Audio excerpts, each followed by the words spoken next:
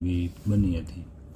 તો આપણે મગ અને ચોખાને વ્યવસ્થિત રીતે ધોઈને ટમેટાં મરચી કોથમીર કટિંગ કરીને સિંગ તેલમાં મરી મસાલાનો વઘાર કરશું।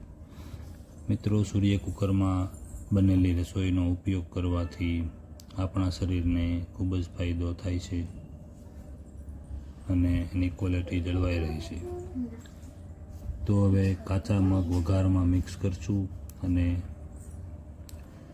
મિક્સ કરીને કોથમરીનું સરસ મજાનું ડેકોરેશન કરશું।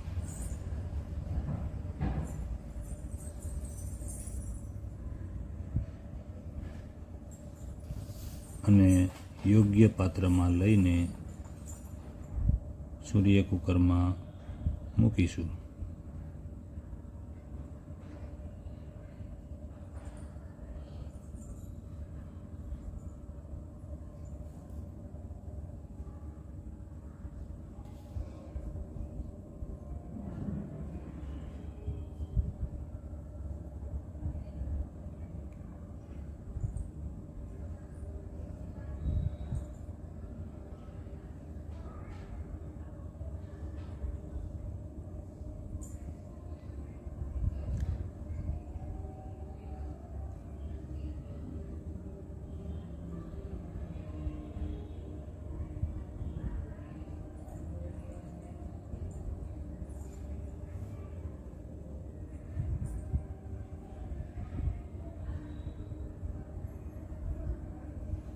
તો હવે 3-4 કલાક પછી લેવા આવશું।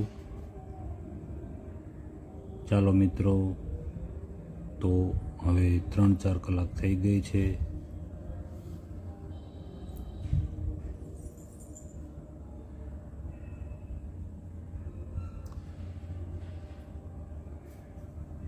અને મગ ભાત મસ્ત રીતે બની ગયા છે અને મસ્ત સુગંધ આવી રહી છે। તો